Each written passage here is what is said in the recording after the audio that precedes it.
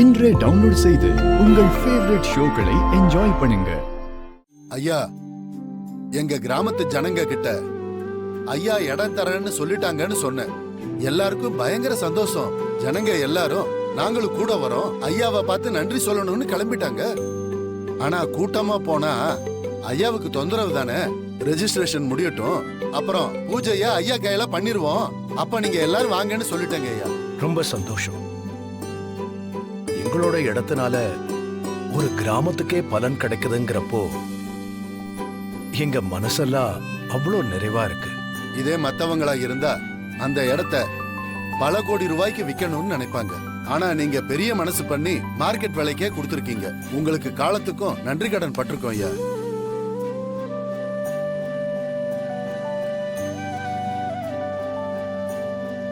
Advance தொகையா 1 கோடி ரூபாய் கொண்டு வந்திருக்கோம், அதை நீங்க வாங்கிக்கிறணும்.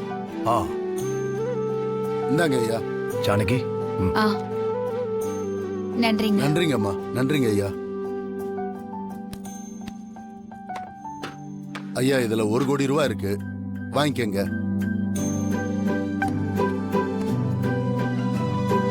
சிவா, 10 ரூபா பத்திரத்துல எல்லா விவரத்தையும் எழுதி எடுத்துட்டு வா. சரிங்கண்ணா. மாயா, பெரியப்பா நீ எழுதி கொடுமா.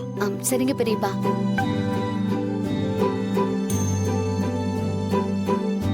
ஐயா, ரெஜிஸ்ட்ரேஷன் என்னைக்கு வச்சுக்கலாம்? வெள்ளிக்கிழமை நாள் நல்லா இருக்கு. ரெஜிஸ்டர் ஆபீஸ்லயும் ஒரு வார்த்தை கேட்டுக்கங்க. சரிங்க ஐயா, அப்படியே பண்ணிடலாங்க. பார்வதி, 2 பேரும் வாங்க. பார்வதி வா. இந்தாங்க, 2 பேரும் சேர்ந்து வாங்கிக்கங்க.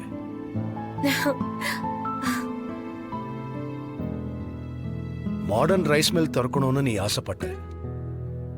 இந்த பணத்தை முன்பணமா கொடுத்து மெஷின்ஸ் வாங்குறதுக்கு ஏற்பாடு பண்ணு. ரெஜிஸ்ட்ரேஷன் முடிச்சு மொத்த பணமும் வரவும் உனக்கு எவ்வளவு தேவைப்படுதுன்னு சொல்லு, அதை நான் தரேன். புதுசா கம்பெனி ஆரம்பிச்சு அதை நல்லபடியா நடத்து.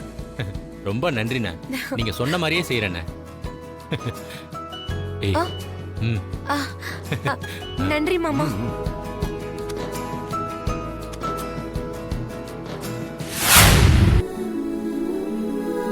இந்தாங்க, நீ ஜவுளி கடை வச்சுக்க. இப்ப பொங்கல் வரும், இந்த பணத்தை வச்சு கடைய நல்லா விரிவுபடுத்து. நம்ம இடம் ரெஜிஸ்டர் ஆனதும் உனக்கு எவ்வளோ தேவைன்னு சொல்லு, வேண்டியதை நான் தரேன். இப்ப இந்த பணத்தை வச்சுக்கிட்டு ஆரம்பி. ரொம்ப நன்றிங்க மாமா.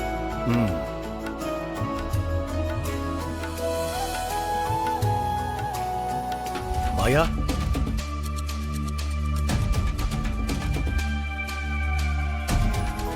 நீ கூட டான்ஸ் கிளாஸ் வைக்கணும்னு ஆசைப்பட்டல்ல? ஆமா பெரியப்பா. இந்தா,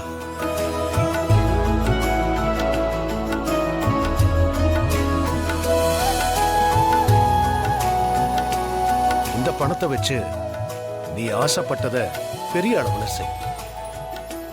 நாட்டியங்கிறது ஒரு கலை. அத பணம் சம்பாதிக்கிறதுக்கு மட்டும் பார்க்காம வசதி இல்லாத பிள்ளைகளுக்கும் உன்னோட கலைய அவங்களுக்கும் இலவசமா சொல்லிக் கொடு. கண்டிப்பா பெரியப்பா, நீங்க சொன்னபடியே நான் செய்வேன். என்ன ஆசீர்வாதம் பண்ணுங்க. நல்லா இரு, நல்லா இரு, நல்லா இரு.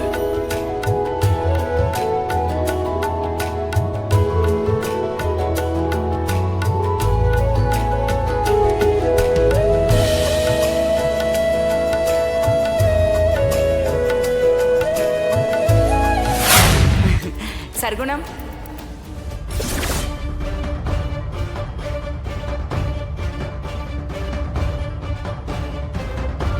இவன் தான் சர்க்குணம். வணக்கம்மா. நீங்க சொன்ன மாதிரி ரகுராம் வீட்டுக்கு அனுப்பி வச்சேன். எவ்வளவு பெரிய நடிகன் தெரியுமா? பாருங்க எவ்வளவு பவ்யமா நடிக்கிறான்னு. இல்லைங்கம்மா, உண்மையிலேயே மரியாதைங்கம்மா.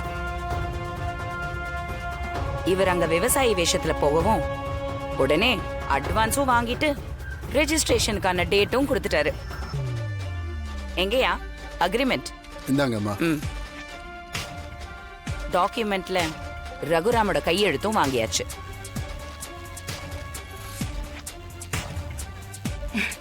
ரொம்ப சந்தோஷமா இருக்கு மேடம். ஆமா, நான் கேட்கணும்னு நினைச்சேன். ரகுராம் மேல அப்படி என்ன உனக்கு ஒரு கோவம்?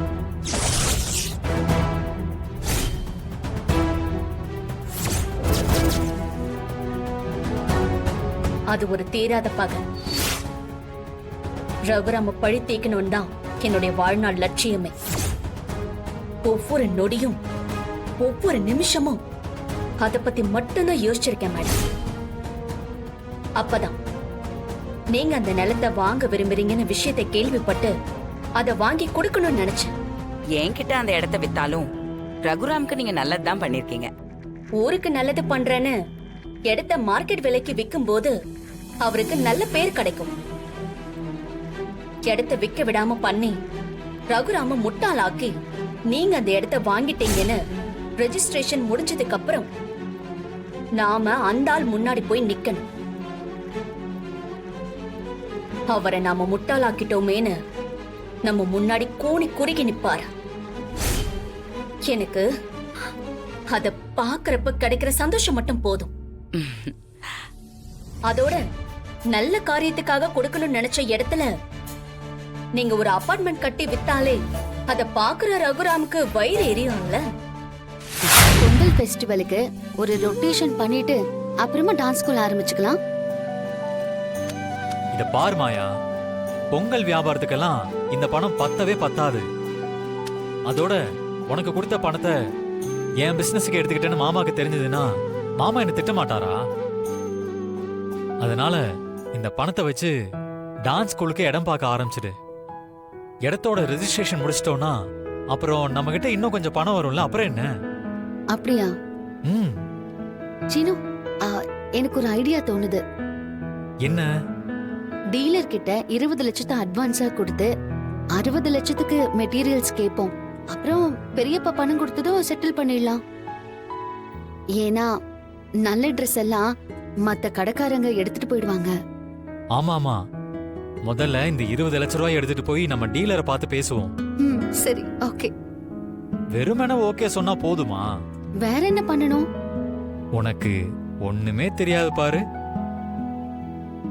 ஒண்ணே ஒண்ணு. டேய் போடா, வீட்ல எல்லாரும் இருக்காங்க. அதுக்கு என்ன, நான் போய் டோரை சாத்திட்டு வரேன். சீனு, பகல் நேரத்துல கதவை சாத்தினா என்ன நினைப்பாங்க? என்ன நினைப்பாங்க? புருஷன் முன்னாடி தனியா இருக்காங்கன்னு நினைப்பாங்க. நான் ஒத்துக்கவே மாட்டேன். யாராவது வந்துருவாங்க. எனக்கான கமிஷனை கொடுக்காம நான் உன்னை விட மாட்டேன். ஏய், என்னடா நீ? பெரியப்பா எனக்கு தானே பணம் கொடுத்தாரு. என்னமோ நீ வாங்கி கொடுத்த மாதிரி கமிஷன் கேக்குற? அந்த கமிஷன் இல்ல, இந்த கமிஷன். போடா, ஏய், தர மாட்டேன். மாயா. ஏய், சீனு, கிட்ட போன வராத உடனே சொல்லிட்டேன். விட்டுருவானா? விடு சீனு. மாயா, ஏன்டா அப்படி பண்ற? ஏய், ஒண்ணே ஒண்ணு இல்ல, தானடி வேண்டாம். கேக்குறேன்.